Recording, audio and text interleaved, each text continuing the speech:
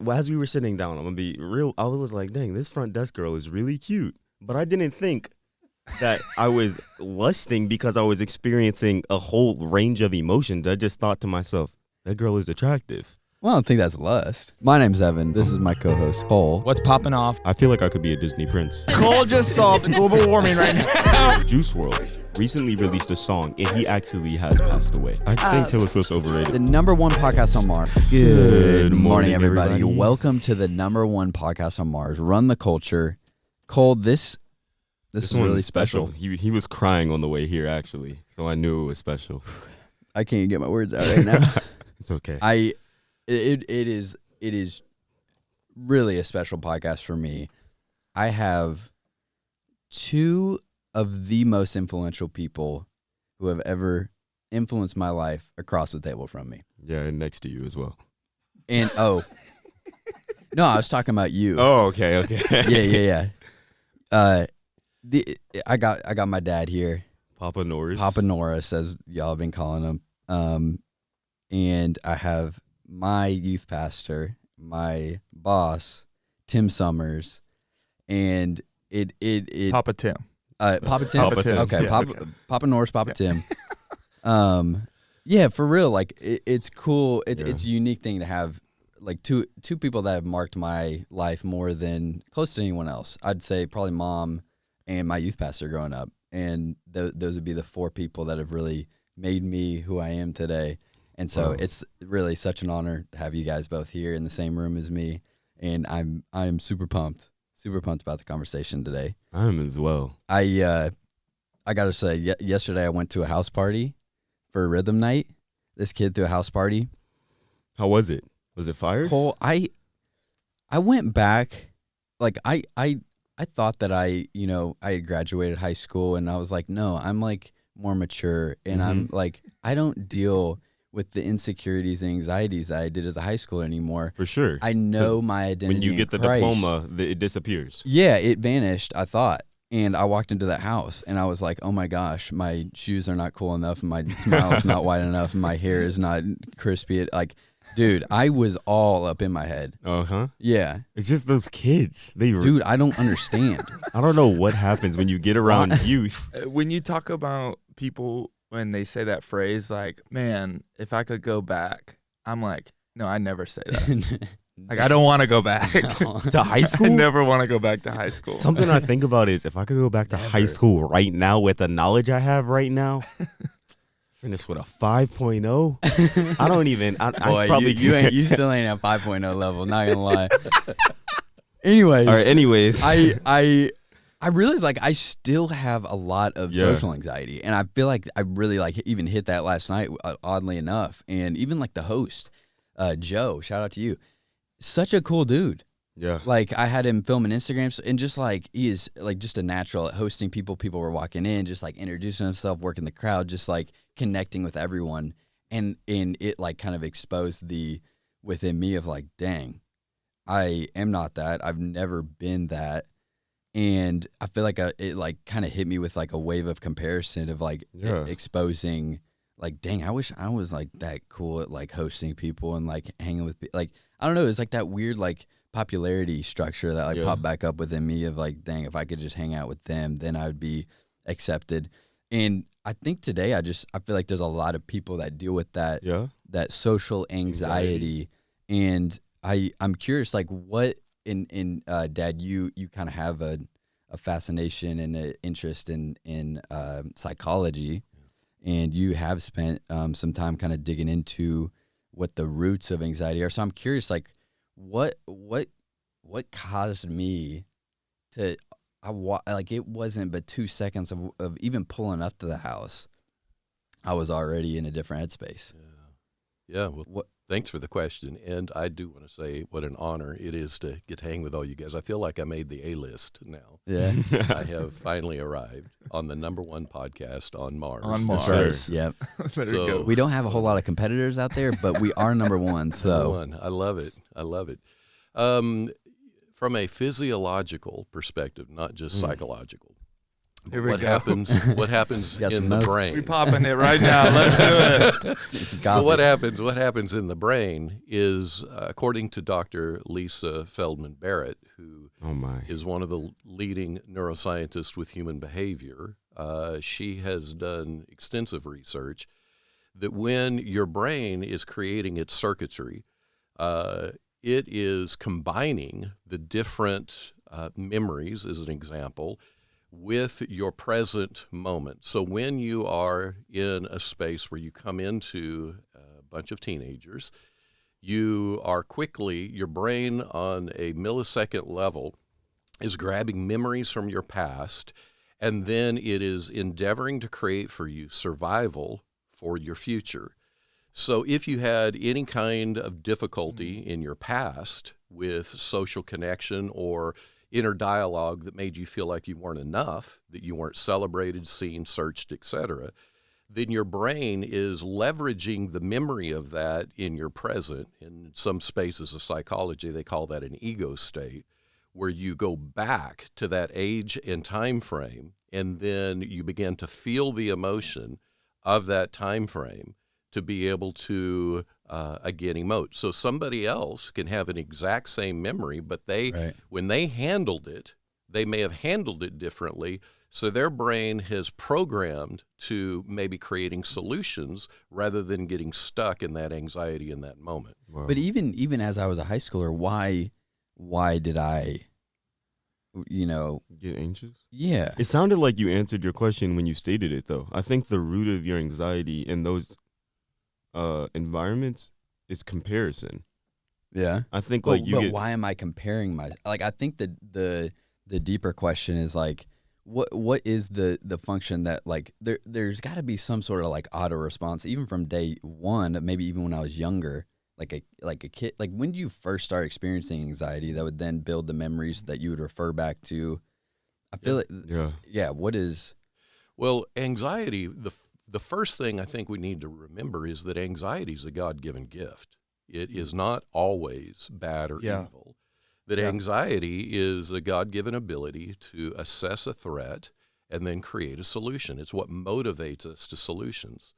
What happens is when that anxiety moves from a God-given healthy function into a chronic, now I'm exaggerating my imagination to assess threats that aren't even there, or I've exaggerated the quality of the threat and I think that it's right in front of me about to consume me when it's not. Yeah. Yeah, Pastor Stephen talks about how you always need to have a little bit of anxiety Okay. to constantly like almost help you go to the next level in whatever situation you're in. If you're trying to like get yourself out of the comfortable state. Yeah. It's like you just need to have just a little bit, to be able to push you and to get you to come up with new solutions or find a new way. Because that can be a really healthy thing. Yeah. To keep your mind rolling and going. That's good. Okay. Yeah. So it's not to just, only put yourself in environments where you wouldn't experience any anxiety, but there is a benefit to even showing up and, back to the, house party example, to walk in the door, to introduce yourself, to be present. Yeah, you said earlier a popularity structure, and I thought to myself, does that ever end? And I think it just changes form. Mm. Well, you might not be thinking you're thinking about like a popularity structure right now, because we're 20 and 30 and we're a little older, but it's just really changed form. We're still comparing ourselves. But it's not necessarily for the little things that don't really matter much when we're in high school, right? It was just for the follow. Now it's like, oh, his house is bigger than mine. Exactly. Exactly. It's on a bigger scale of status, or it's a little bit more internal, and we still try to look at the people that we work with. Yeah. Or, okay, something that I do, I'll be a little vulnerable. Something that I do is that I I will look at people and then I'll find out how old they are. And they're like, yeah, I'm 34. I'm like, okay, so I'm 31. I've got 3 more years left and I haven't done this. 100%. Okay, how long do I need to? And I'm Yeah. like, that's still the popularity structure. You know, that's still I just feel like it changes forms as you get older. And Wow. Yeah, 100%. I do that same thing. Yep. I'll see even, Cole, 19 years old, our youngest staff member at Elevation right now, absolutely killing it. And I'm like, dang, 19. When I was 19, I was still picking my nose, playing with Lego. Like, just, I'm like, this dude is so, like, far ahead. I get that. Like, even with you started pastoring at, like, 21.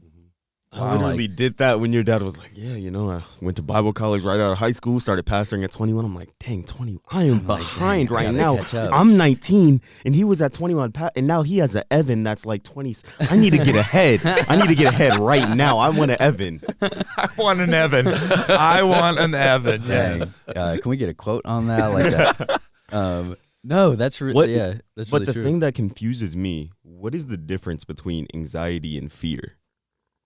Ooh. Because I felt both, and they feel similar in the moment, but I think they're different, right? Well, I think you would want to define the terminology because it's easy to use different words and assume there's differences. So you've got to define what do you mean when you're making a distinction between anxiety and fear. If you mean what's the difference in healthy anxiety and then chronic anxiety, and probably calling fear the chronic anxiety. The difference is that based on your brain's assessment mapping of your circumstances for survival first, and then secondly for belonging, then your brain's going to leverage everything it can for how to keep you safe and how to keep you connected. So it will create these imaginations and you'll exaggerate, and that's when it becomes chronic. Wow. And when you're dealing with so much of the fear circuitry that's just flooding your brain, your brain's on fire, you'll start having maladaptive or crazy behavior. Wow. You'll do stuff to calm or to medicate the anxiety. In fact, all sin has a chronic anxiety root system. Wow. All of it. Expand on that. What do you mean? Interesting. Yeah, well, like James chapter 1, verse 14 says that don't ever say when you're tempted by God. And he says we're tempted when we're drawn away by our own New King James Version, desires, King James, lust. The word lust there is the Greek word epithemia. It is derived from the word thumas, which is a word that has features of shame, features of grief, and features of anxiety. It's the anxiety here isn't the healthy version. It's more the feature of panic. And so when you have a system around you that helps compel panic, that is the precursor to somebody doing things that they now find unmanageable. In other words, I'm no longer able to pursue my values. I'm disintegrated internally. I have these values. These are the things I believe. These are the things I want. But now internally, I'm making choices that are disintegrated from that. I'm no longer aligned. That is how sin is conceived. And the word conceived there in verse 15 is a reference to being a captive. It is that you're now then imprisoned by it. So, yeah, anxiety, what happens is it becomes this explosive thing on the inside, is rumbling, and you are trying to figure out how to make sense of yourself. You have loss of control. You're dealing with identity issues. I'm not enough. I'm not valuable. I'm not worthy. And when all of that comes together, the panic then says, I've got to reach for porn. I've got to reach for alcohol, drugs. I've got to have illicit sex. I've got to do things that now are going to give me an alternate emotional cocktail to make me not feel the pain of the shame, grief, and anxiety. Wow. Dang. Too many people be drinking some cocktails. Yeah, that's the whole cocktail right there. The compression cocktail. Dang. Wow. I didn't even realize that, like, in moments of anxiety, we will turn to sin naturally. Yeah. So lust is a byproduct of anxiety. Is what like is that what you were trying? Well, lust, when you read it in the biblical terminology, it just is an intense emotion where the emotion has ratcheted up and you have intensity to it. Okay. So when you think of lust, whether it's manifested in a sexual kind of context, or when it's maybe a food context, or maybe it has to do You with can lust raging. for food? Some people can. I've heard. I've only heard about that. Yeah. You ever had chicken fried steak, bro? I've seen on My Strange Addictions you can lust crazy, for a man. car. That was crazy. I didn't even feel like I was like, I realized as we were sitting down, I'm gonna be real, I was like, dang, this front desk girl is really cute. But I didn't think that I was lusting because I was experiencing a whole range of emotions. I just thought to myself, that girl is attractive. Well, I don't think that's lust. Yeah, there's a difference there, I feel like. Okay, well then maybe my thoughts went further than, dang, this girl is really cute. I feel like I appreciate your vulnerability. In my mind, I was like, she's a very attractive woman. Maybe I will ask for her number one day, but I don't think I was thinking I want to date her. I think like my brain just naturally thought of her in the premise of woman. I don't know. Does this make sense? Yeah, I mean, that's just a product of being a teenager. You're still 19, big dog. Oh, That's right. Okay. That's right. Catch up, dude. I'm making Catch up. Hormones, right? I'm just making sure I'm not Trying to broke. figure out the hormones, Hey, bro. you ain't broken, dude. The system's working as normal. But I also feel like from a young age, that is like celebrated. Because even when I was a kid and I'd be watching Zach and Cody, if like Cody were to Good like, show. you remember when like they would like kiss somebody on the show and there would be like a wooing in the background? Yeah. Or like anytime you would watch like the two main characters, if they would like kiss, the crowd would go crazy. Yeah. And it was like glorified to like do things like that. And then I was like, dang, I want to kiss someone. Well, And I'm like 6 and I don't even know what kissing is. Dang, Zach and Cody got in your head, bro. Yeah. Yeah. Well, they talk about like, you can go back and watch all like Tom and Jerry and all these like old cartoon shows, and now like you watch them and you're like, man, there's a lot of sexual innuendos that are happening in these cartoons. Like, what the heck? But you don't really notice it. But it's kind of just ingrained in society, right? To where even, I got a 4-year-old and he's watching stuff and I'm watching it with him and I'm like, you know what? I don't know. I don't know if this is the best thing for you to be watching right now. And he's just like, he sees a cat and a mouse, but I'm like, I'm seeing something completely different. We got to switch this up. Yeah.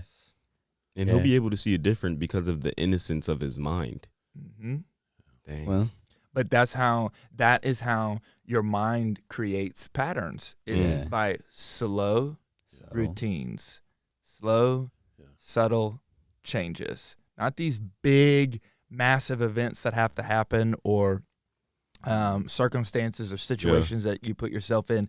It's just one thing after another. I mean, it's one picture sent to you after another. Yeah. And one hashtag accidentally pressed. That's what happened to me in 8th grade. After another. In 8th grade, I was on Instagram and I was going through the hashtags and I was like, I never saw any type of pornographic image before this, but in 8th grade, I was on Instagram and I clicked a hashtag. It was like TBH. This is before Instagram was smart with their algorithm and anything could be on the hashtags. Okay. And I clicked and there was all of these images and I was like, what the? Like I turned off my phone. I had no idea what and then as like it started going through my mind, well, what was that? Yeah. Like why was that on Instagram? Yeah. And then I went back and I was like, what the heck? And what's interesting about that is it makes an impression on you. It talks about being impressed on your heart. And I can't help but to think how important that is. Like when you walk down in Hollywood, all of the handprint, impressions in the concrete. Yeah. You notice that there are hundreds, if not thousands of them everywhere. We're constantly doing that. Yeah. Within our lives. Those pictures to the conversations to the people that you're interacting with. Wow. Constantly being impressed. And so eventually you become 30 years old. Yeah. And now these are the memories, these are the things that you're going back to and going, well, this is kind of what I've learned. This is what I've kind of built. These are the patterns that have kind of come up. That's so good. Even I feel like even social media, it's like receiving a like. It's just one little impression, but it can be so addictive, and it can be that like, oh, that was acceptance. Remember when it was like you just get more than 10 likes and then it would turn over? I would give myself to a 11. like if I was not. Yeah, but no one talks about that now. Yeah. Now what is it? It's like, well, you need 100 likes. Yeah. Or depending on the circles that you're in, you need 1,000 likes. Yeah. Or you need, let's look at the ratio of your followers to the likes. It just one after another. Right. It never ends. Right.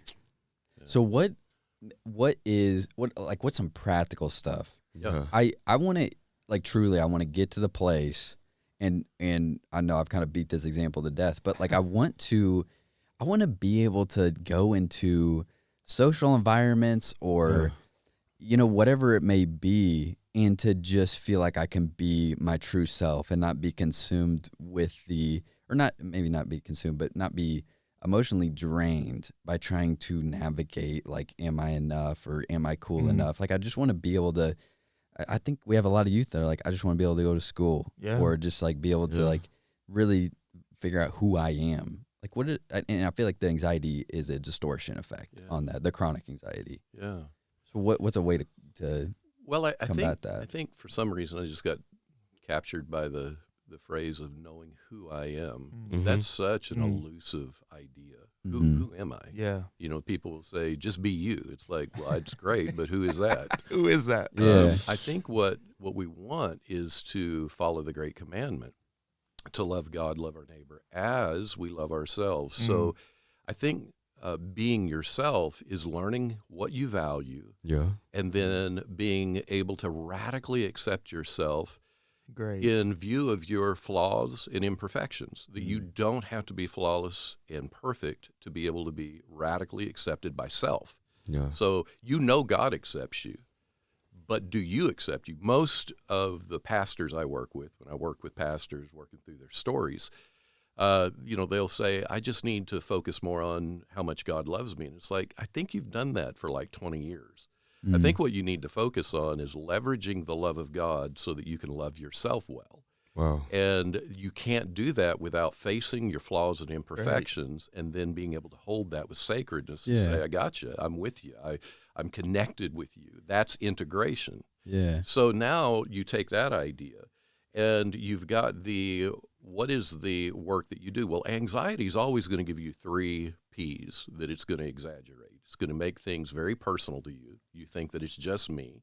Mm-hmm. It's all an attack on me. Okay. And then it's pervasive. It's not just me. It's just one person. It's everybody. Yeah. And then it moves into permanence, where you think nothing's going to change this. I'm always going to be socially anxious. Wow. I'm always going to walk into a room and everybody's going to judge me. And I'm always going to be the one that has, a booger hanging out their nose or something that's, weird, cringy. And so what you have to do is recognize first, and so what I say is put a lid on the 3 P's. So lid is listen. What's the narrative of each one of those 3 P's? So it's personal. What's the narrative that I'm hearing? Then you identify what the threat is. Identify the generalization. So the enemy lurks in generalizations. It's what is called in psychology threat generalization.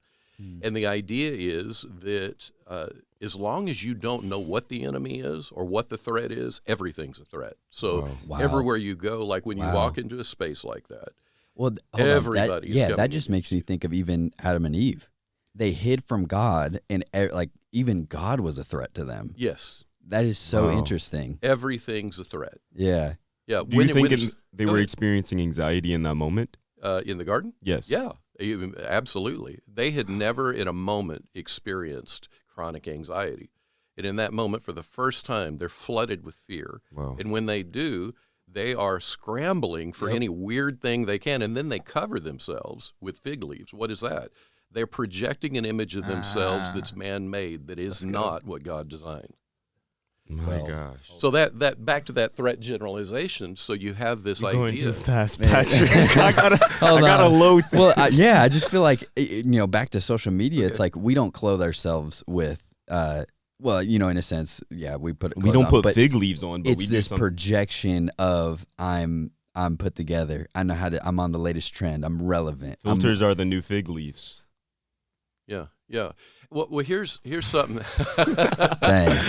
Well, here's something that I think is real important is to assess what is it that I desire. Okay. So I desire likes.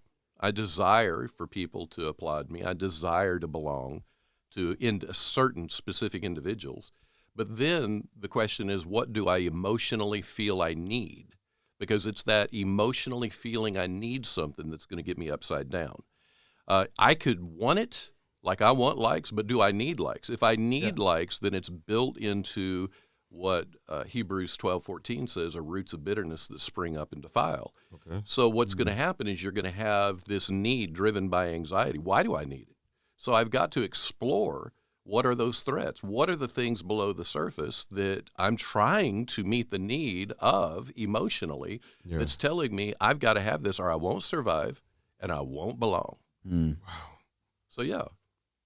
Dang. Ridiculous. So that, just back to the lid, just so that I You can finish it out. You can close the You lid. got to listen. You got to listen to the narrative You gotta of each identify. one. Then you have to investigate what is the generalization or the threat, and then you have to disrupt it.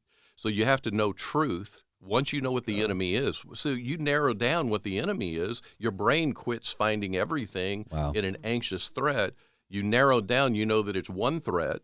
Then you can disrupt that one threat with truth. Yeah. Both rational truth and biblical truth. And once you do, the brain's like, I don't need to mess with that anymore.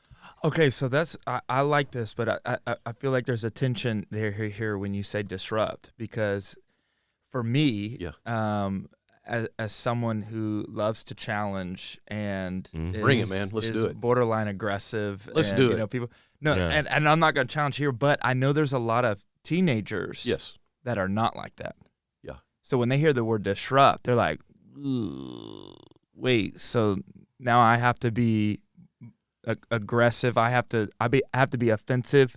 I have to go on, the offense and begin to try and, disrupt this idea or this thought that's been scaring me for years, has caused me to feel, shame and pain. So what would you tell the teenager that would, maybe they identify themselves as passive or just shy or calm, or it really they identify as I'm chill.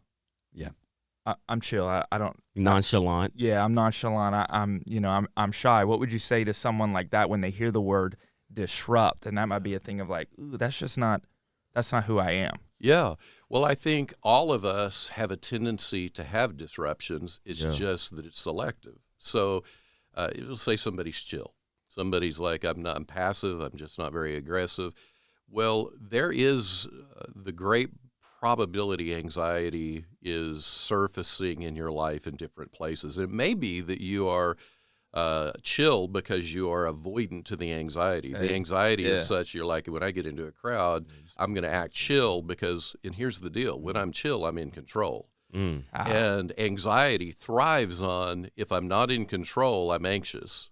And so when I'm anxious, I try to have control. And when I try to have control, it makes me more anxious. So it's just crazy cycle. Yeah, so a it's a person circle. who's in that whole chill zone, question is have they ever assessed why are they so chill? Is it because they're really at peace, or is it because of social anxiety that I have to avoid the torment that I often feel when I'm in a social setting?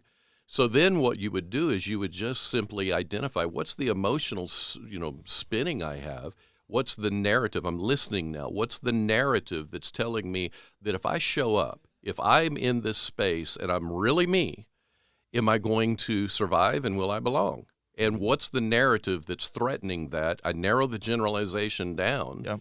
So as an example, if I come into a space and I say something that embarrasses me, I sabotage with something that I think is cringy. When I say that, my brain immediately jumps to, see, you're never going to be popular. So the first thing that you'd want to do is ask yourself, has anybody ever said anything cringy, ever, in the history of humanity and still been popular? And then if I can identify one person, one scenario, that's enough truth that my brain's like, Gotcha. see, that's not the threat that I thought it was. Yeah. And then Okay. the anxiety begins to reduce. Gotcha. I think you That's answered good. that question yourself. One step, one little thing You at a keep- time. keep That's bringing it, one yeah. truth at a time. You Yeah. said That's this great. during the sex talks with you and Rebecca. You were like, for any youth out there who's struggling with porn, how Yep. do I stop? One Yep. day at a time. One day at a time. I think it's Yeah. one step at a time. That's Yeah. applicable in many different ways. But I've been trying to figure out with like people who are struggling with getting into the mindset of anxiety. It feels like what you're like almost it's an addiction to anxiety. What is the difference between an addiction and a habit? Yeah. Mhm. Yeah. Because I feel like the only like a habit is just something that you do every day. But if you're doing it every day, isn't there a point to where you become addicted to it? Well, it depends. Habits are not always bad. Addictions are, There it is. or unhealthy. A habit, yeah, I have a habit to brush my teeth every day, but I find people actually think that's healthy for me, Okay. right? That's a habit. Well, I'm going to ask the question I want to ask out front then. when does it become a difference between you have a habit of having sex and you are addicted to having sex? Well, anytime you have a value system for which you cannot manage the drive and it creates consequences, that would be an addiction. It creates a long-term effect Hmm. to where you're going to have to go back. And that's where they like, what's the word? Withdrawal.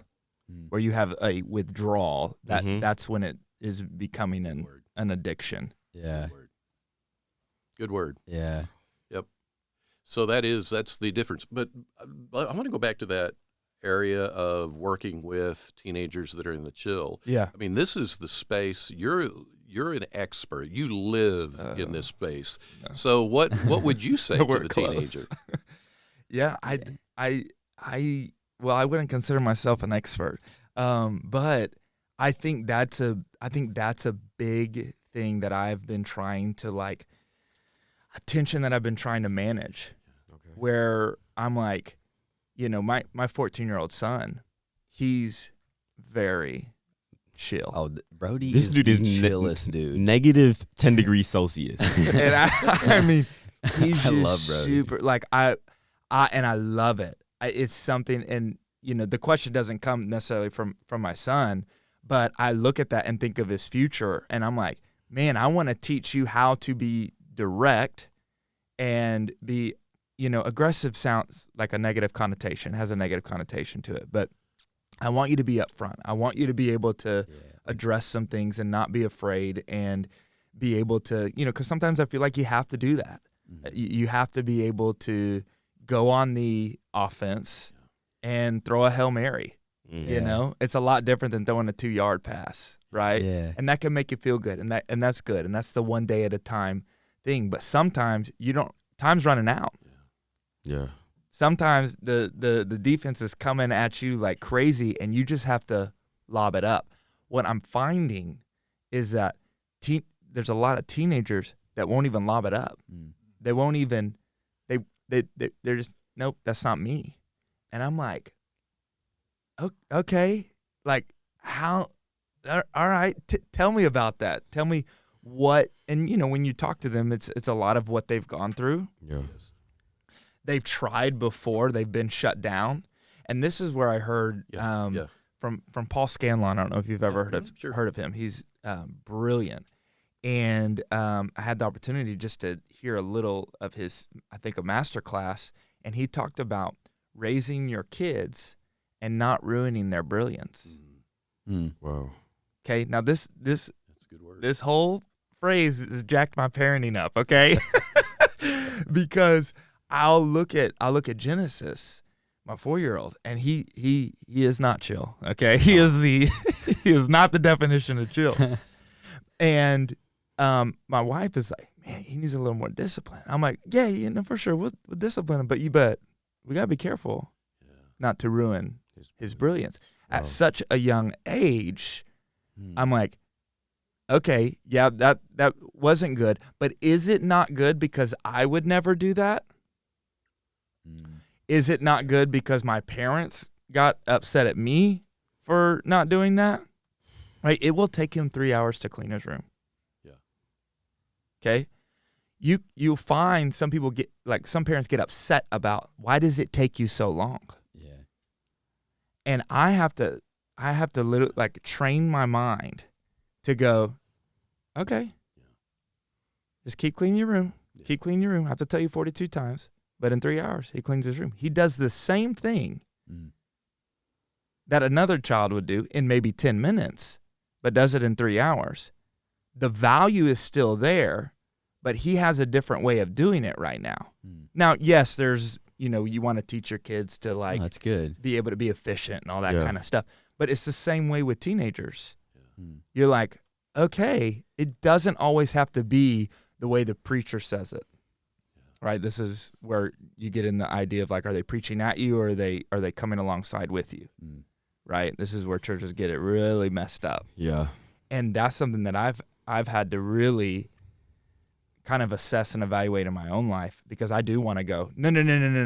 You got it all wrong. Let me show you how to fix it right now. Yeah. And it doesn't compute with them. Yeah. Wow. They're like, no, this is going to take me 3 months. And you're like, but it would take me 3 hours. Yeah. Like, wouldn't that be so much nicer? Yeah. Like, yeah, but then they wouldn't learn for themselves. Wow. Then they don't actually create the pattern. Now they're just being told what to do. Yeah. So I think walking alongside with them, and then as a parent, as a pastor, as a person, as a leader, you become better, because now, I walked alongside with you. I know how you do it now. You Yeah. just helped me gain perspective. That's great. And what's crazy is I'm going through that right now with my mother, but in a totally different avenue. It's not cleaning my room. It's dealing with my anxiety. I didn't even realize that I was anxious until I started going to counseling. And we started talking about my upbringing. And every single time my mother and father would get into an argument, or I was put inside of a stressful situation, my body would react to where I felt like I was going to throw up. Like it would be terrible. I'd be in such pain. I would be like, Mom, I'm about to throw up. I can't do this right now. Yeah. And I just thought that, like, when I'm a kid, I think, oh, my parents are arguing, I get sick, that's normal. But talking to my counselor, she's like, no, you were experiencing anxiety from a Elevated young emotion, age. yeah. And I discounted it to where, like, even now, I'm in denial about being anxious for 80% of the things I go through. Unless it's, like, really bad anxiety, I put it away. But I also feel like, due to my upbringing, it was not, like, mental health in the African American community, or even in the world, was not something that it was heavily focused on. Yeah. So now when I talk about it to my mom, it's not like, it's kind of like the cleaning my room, because it's not anything that she was experienced to when she was growing up. So I'm like, yeah, I think when I was younger, I was dealing with anxiety when I was going through this. And she's like, really? I didn't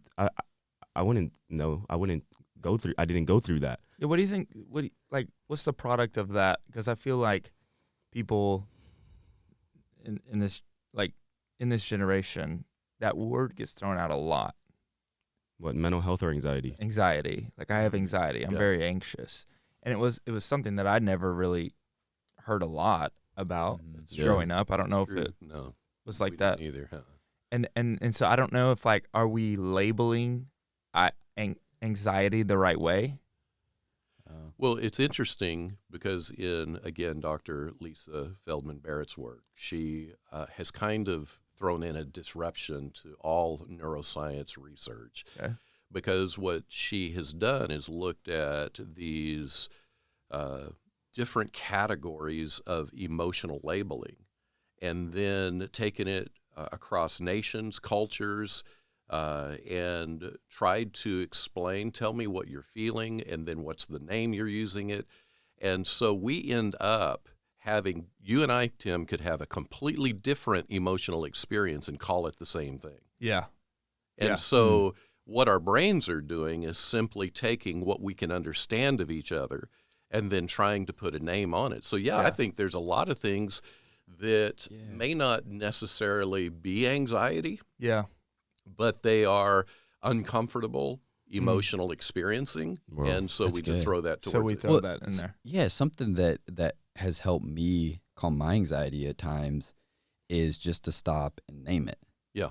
and try to expand my vocabulary. And I think you may have told me this too, that that there is some sort of reaction in your brain just by giving a name to what you're feeling that can help support you in handling whatever that thing is. Yeah, Dr. Dan Siegel, who's kind of premier attachment parenting guru, he says you got to name it to tame it.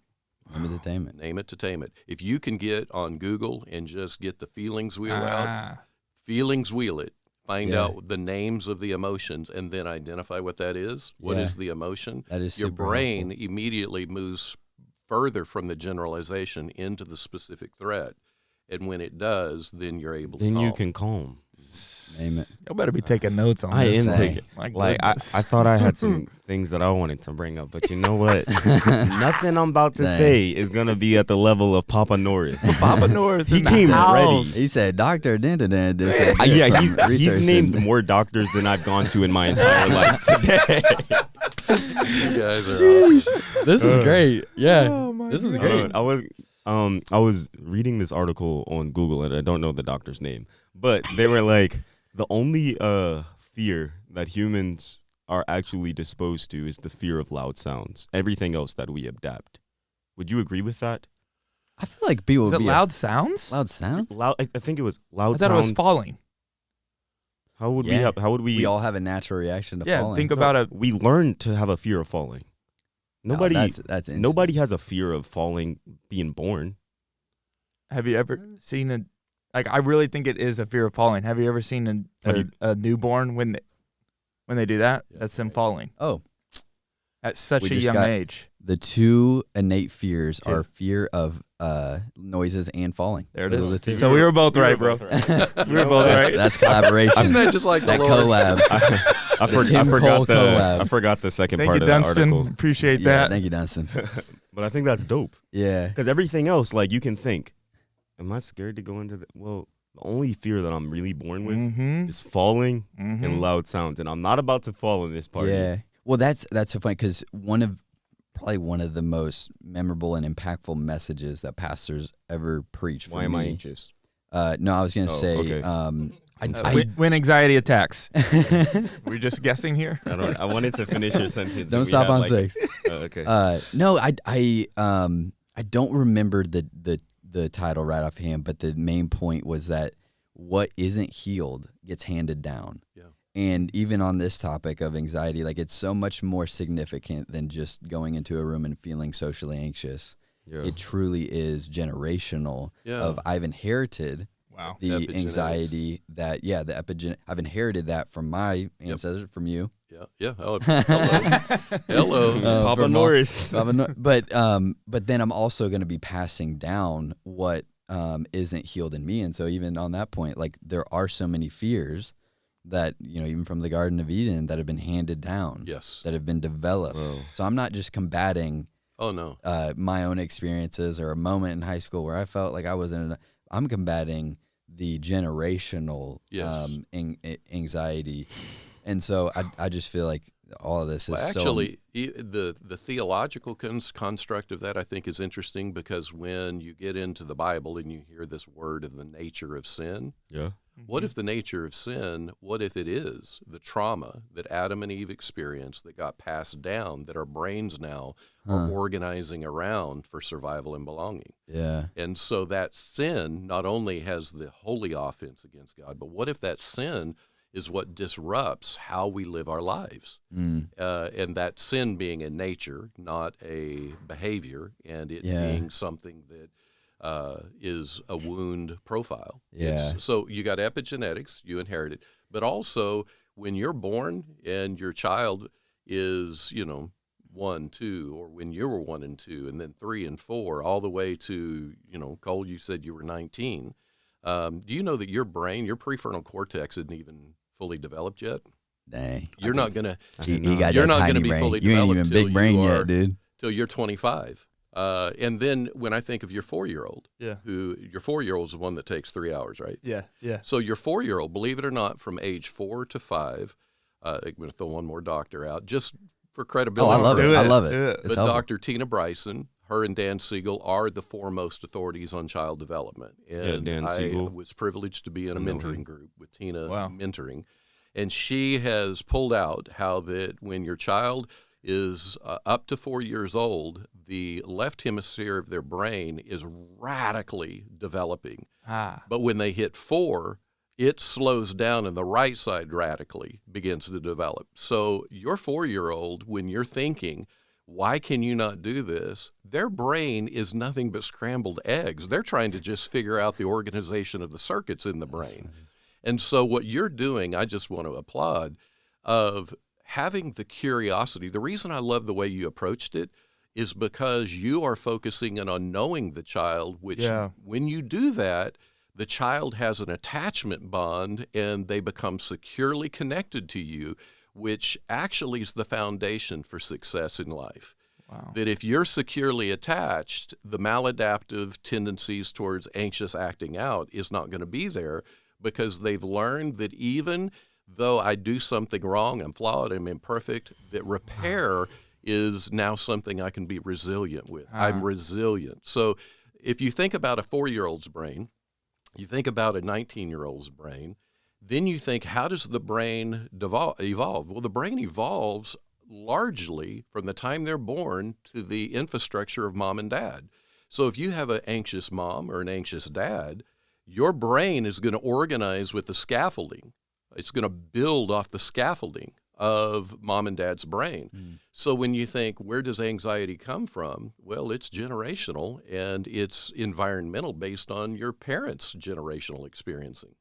So you come out with a tendency, a predisposition to actually being crazy long before you actually have the choice to do things. Man, I can't do this no Okay, more. is it on the left hemisphere, is that the creative side? Or is it the right? So it's the right?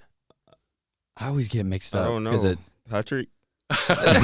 you know, Left is doctor. logistics. Left is logistics and then right is like creativity, right? Yeah, I feel I Someone think like Dunstan. something like that. I think so. Dunston's on it. Who knows? I don't know. Dang, this has Wow. been We need like a part 2, 3, 4, and 5 with hacked. Patrick and Tim. We need to talk about, this is totally different, but on part 2, 3, 4, and 5, we need to talk about how the only sin that ever made it into heaven was pride. Yeah, Yeah, he threw that in a meeting, and I've been thinking about it Dang. since. yeah. So right brain is creative. Yep. Right brain's Yep. creative? What Left do brain they is call the left logistic. side? Functional. Functional? Oh, okay. I said logistic. That's Yeah, still functional. works. That's locked in. This has been gold, man. Thank you guys so much for coming on. Yeah. It's been an honor Thanks to for talk having to you, us. Papa Norris, Papa Tim. Papa Tim. You guys, Tim. you guys know how we end these things? I Yeah. probably should know, but I don't know, Papa Norris. I don't know. I do want to say before you end it, just what an honor it is, and to actually get to share some space with Pastor Tim and you guys. I've watched you all from a distance, and I feel like y'all are all celebrities. You're A-listers, and I Thanks. just get to have a seat at the table. It makes me feel honored. So thank you for letting me be a Oh. part. It's Thank an you for honor your to sit wisdom, across for from you. real. This is My great. goodness. Yeah, you got them doctors. I'm gonna have to get your on number. deck. I'm gonna have to text you all the time. All right, this is my kid's doing. Can you help me out? What part of his Why brain you is do he that? using right now? Why you on crackhead mode right now? Evan, Yeah. what song you trying to sing? Honestly, I've been thinking about that. what you been thinking about? I've been thinking about the West Virginia Country Road song. Y'all be singing songs? Oh, That's how we end So we every ended on podcast, acapella. acapella style. If you've been watching our podcast and you're like, why the heck is there a clip of them singing at the end? Yeah. It's because at the end Why at the end? we started it and then You know we did what? it the podcast after, and now it's like our thing. We're just bad at outroing. Yeah. And we figured if we just sing it out, that'd be the best. So let us know in the comments, what song should we sing next week? Next week, but this You one, said Country Road? Country Road. Road, boom, boom, Take me home to the place I belong, West Virginia. Country Road. Dang, you hit that baritone like crazy. Thank you. That was great. But you know what you need to hit like crazy? That share button. Oh, okay. I felt that. Tim wants to take us to church. I surrender. I don't know this song. Oh, come on. All to thee, Every my praise. blessed Savior. All right. All right. This has been Run the Culture. It's been an honor having you guys. Be sure to tune in next week. We'll catch y'all. Youth Nation. Youth Nation.